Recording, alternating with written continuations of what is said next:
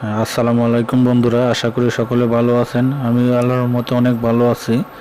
আজকে যে কাজটি দেখাবো এটা হচ্ছে সিম্ফনি P9 এর এফআরপি আনলক, কীভাবে এফআরপি রিসেট করা হয়, কিভাবে রিড রাইট করা হয় এটাই।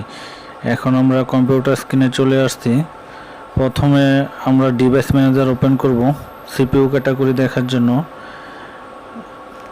তারপর আমরা cm2 এর যে টুলটি আছে এটি ওপেন করব। এখন ডিভাইস ম্যানেজার ওপেন করা হয়েছে। এখন cm2 কে টুলটি ওপেন করা হচ্ছে। এটি হচ্ছে 1.58 টুলটি আর কি। এখন সিপিইউ ক্যাটাগরি সিলেক্ট করা হবে। তারপর যেহেতু এটা এফআরপি হয়ে আছে, শুধু এফআরপিটা রিসেট করা হবে।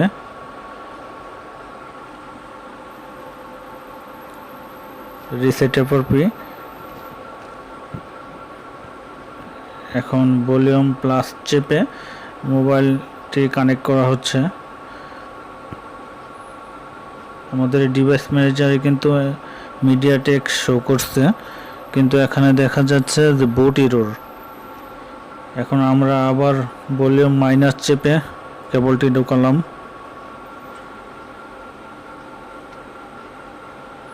এখনও বুট এরর লেখা আসছে, কিন্তু ডিভাইস ম্যানেজারে মিডিয়াটেক ঠিকই শো করছে। তারপর আবার কোনো কি না চেপে ঢোকানো হবে।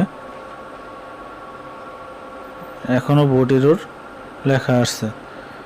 এখন আমরা চলে যাব এমটিকের যে নতুন আপডেট ভার্সন আছে, MT2 ভার্সন যেটা, ওটার মধ্যে।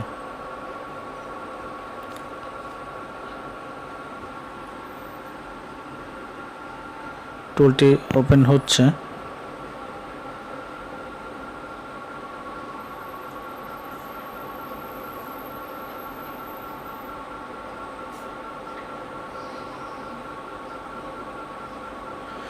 টুলটি ওপেন হয়ে গেছে। এখন আমরা জিরো বেসের দিয়ে এটির কাজ করা হবে। এখানে অনেক সিপিইউ ক্যাটাগরি বা বিভিন্ন মডেল দেওয়া আছে। জিরো বেস দিয়ে আমরা কাজটি করব। এটার হচ্ছে 17/12 দিয়ে এই সিপিইউ কাজ করা হবে। এখন ফরম্যাট রিসেট এফআরপিতে ক্লিক করে ইউএসবি কেবলটি লাগানো হবে।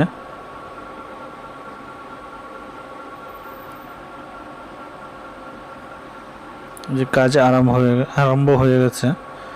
অল্প কিছুক্ষণের ভিতরেই এফআরপিটি রিসেট করে দেওয়া হবে। এখনও যারা আমাদের এই চ্যানেলে সাবস্ক্রাইব করেন নাই, আশা করি সকলে সাবস্ক্রাইব করে রাখবেন। সামনে আরও ভালো ভালো ভিডিও দেওয়ার চেষ্টা করা হবে। এখন যেহেতু আমাদের এফআরপিটি রিসেট হয়েছে, আমরা চেষ্টা করব ফাইলটা রিড করে রাখার জন্য, কারণ টেস্টেড ফাইল আমাদের কাছে থাকলে ভবিষ্যতে কাজ করতে অনেক সুবিধা হবে। যখন আমাদের এই মডেল আবার কোনো কাস্টমার নিয়ে আসবে।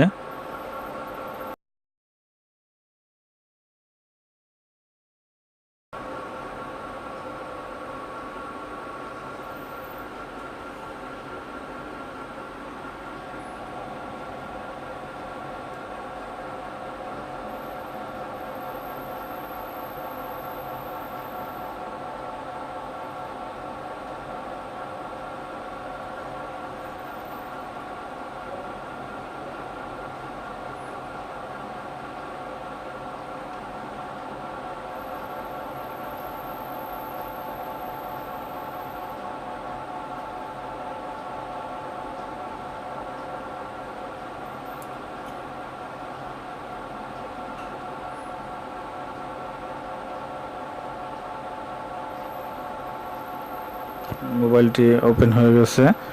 এখন আমরা গেট স্টার্ট স্কিপ এভাবে নেক্সটে দিয়ে সামনে এগিয়ে যাব।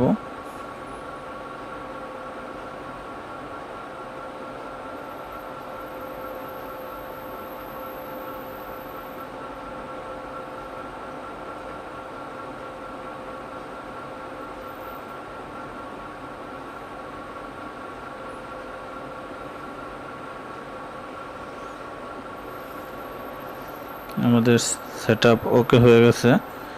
এখনই ইন্টারফেস চলে আসবে। এই যে এটি হচ্ছে Symphony P9 মডেল।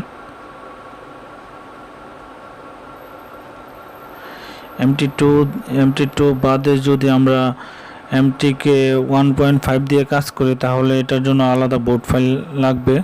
এত ঝামেলার প্রয়োজন কি? আমরা শুধু MT2 দিয়ে 0 বেসে রেখে খুব সহজে এটার কাজ করা যায় অনায়াসে।